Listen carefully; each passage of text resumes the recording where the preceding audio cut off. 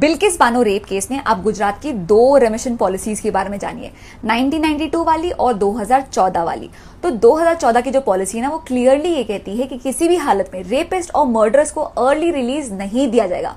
पर 1992 वाली जो पॉलिसी, उसमें ऐसा कोई रेस्ट्रिक्शन नहीं दिया गया है।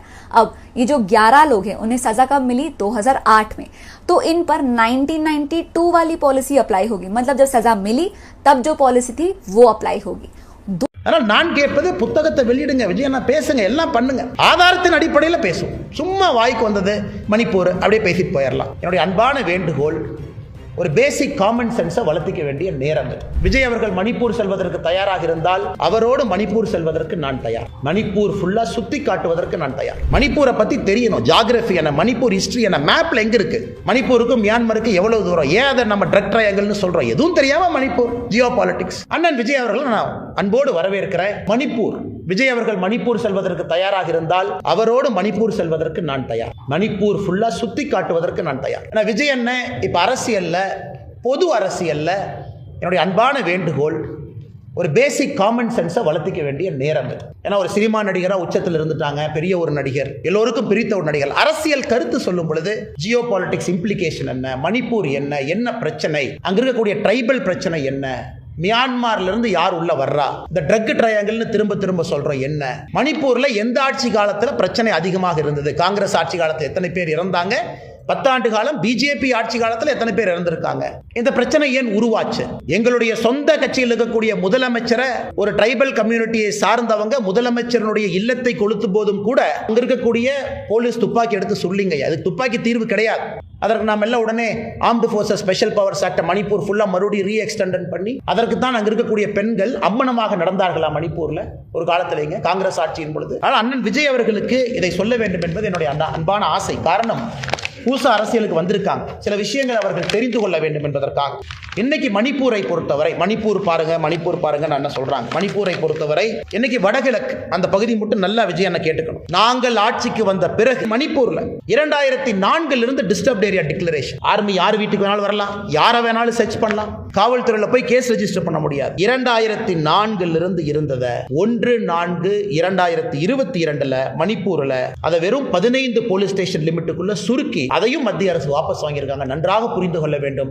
இதற்காகத்தான் வடகிழக்குல தாய்மார்கள் நிர்வாணமாக, அந்த கோரமான காட்சியை நம்ம பார்க்க வேண்டிய சூழ்நிலை, நிர்வாணமாக நடந்து போனாங்க. எங்க மாநிலத்தில் armed forces special powers act கொண்டு வராது. விஜய் அண்ணுக்கு இன்னொரு அன்பான என்னுடைய அறிவுரையும் கூட, இல்ல பாரதிய ஜனதா கட்சி இங்க இருக்கிறாங்க, ஹிந்துத்துவ கட்சி, ஹிந்து கட்சி, தமிழ்நாட்டில் அப்படியே பிஜேபி ஹிந்து கட்சின்னு சொல்லிட்டோம்னா அப்படியே கிறிஸ்தவர்கள் இஸ்லாமியர்கள் ஒன்னாயிருவாங்க, வாக்கரசியல் நன்றாக இருக்கு. மணிப்பூர் 53% மீத்தி ட்ரைபு, 16% குக்கி ட்ரைபு, அதுல 2017 இருந்து ஆட்சியில் இருக்கின்றோம். அதனால் தமிழ்நாட்டில் யாராவது ஒரு கட்டுக்கதை கிளப்புறக்கு கிளம்பி இருந்தாங்களா, அவருக்கு அன்பான வேண்டுகோள், தமிழகத்திலும் இஸ்லாமிய சகோதர சகோதரிகள் கிறிஸ்தவர்கள் பாரதிய ஜனதா கட்சியின் பக்கம் வர ஆரம்பித்திருக்கின்றார்கள், வந்து கொண்டே இருக்கின்றார். இந்தியா முழுவதும் நடக்குதுங்க, தமிழ்நாடு மட்டும் விதிவிலக்கு இல்லை. அதனால் அந்த பொய்களை ஓரளவுக்கு தான் அரசியல்வாதிகள் பேச முடியும். பிஜேபி ஹிந்துத்துவ கட்சி அப்படியே ஒதுக்கி விட்டுரு, இந்த மாதிரி அரசியல் பண்ணுவோம்.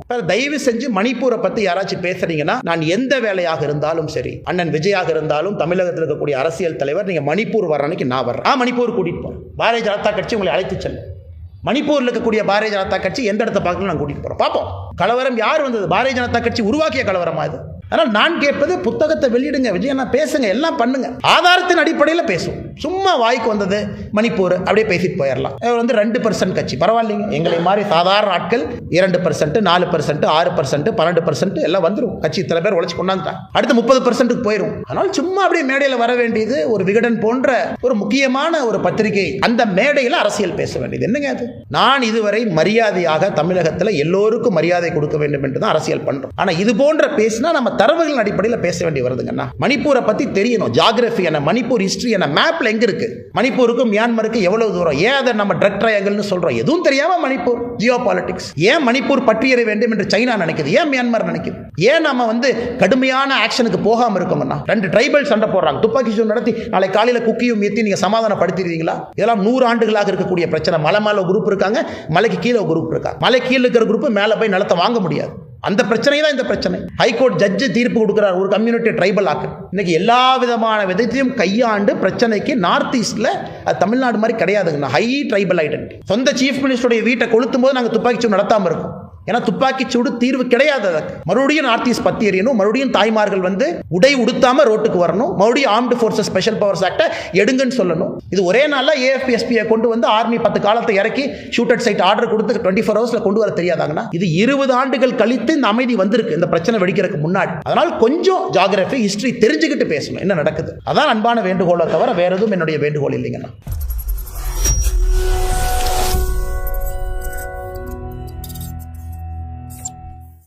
வணக்கம் நண்பர்களே. முத்தையா முதலியார், இவர் சுப்பராய முதலியார் அவர்கள் சென்னை மாகாண முதல்வராக இருந்த பொழுது அந்த அமைச்சரவையில் கல்வி அமைச்சராகவும் சுங்கவரித்துறை அமைச்சராகவும் இருந்தவர். எளிமை, நேர்மை, சுறுசுறுப்பு போன்றவற்றிற்கு சொந்தக்காரர். பெண்கள் நலனுக்காக பாடுபட்டவர். பெண்களுக்கு முன்னுரிமை கொடுக்க வேண்டுங்கிறதுல முனைப்பாக இருந்தவர். முத்துலட்சுமி ரெட்டி அவர்கள் சட்டமன்ற உறுப்பினராக இருந்த பொழுது அவரை பாராட்டியும் வரவேற்றும் பேசியவர். வகுப்பு வாரிய இடஒதுக்கீடுகளுக்கு பல சட்ட திருத்தங்களை கொண்டு வந்தவர். சென்னை மாகாண மதுவிலக்கு கொள்கையில் முனைப்புடன் போராடியவர். 1953 ஆண்டு ஜூலை 15ஆம் தேதி இயற்கை எய்தினார். முத்தையா முதலியார் அவர்களுடைய நினைவு தினம் இன்று. நன்றி நண்பர்களே. यस, इंडियन हिस्ट्री में ऐसा कौन सा राजा था जिसने अपने राज्य में नॉन ब्राह्मण्स के लिए 50% रिजर्वेशन दिया था? It was Chhatrapati Shahu Maharaj of Kolhapur princely state. Chhatrapati Shahu Maharaj ने 1902 में महाराष्ट्र के कोल्हापुर प्रिंसली स्टेट में नॉन ब्राह्मण्स के लिए 50% रिजर्वेशन दिया था.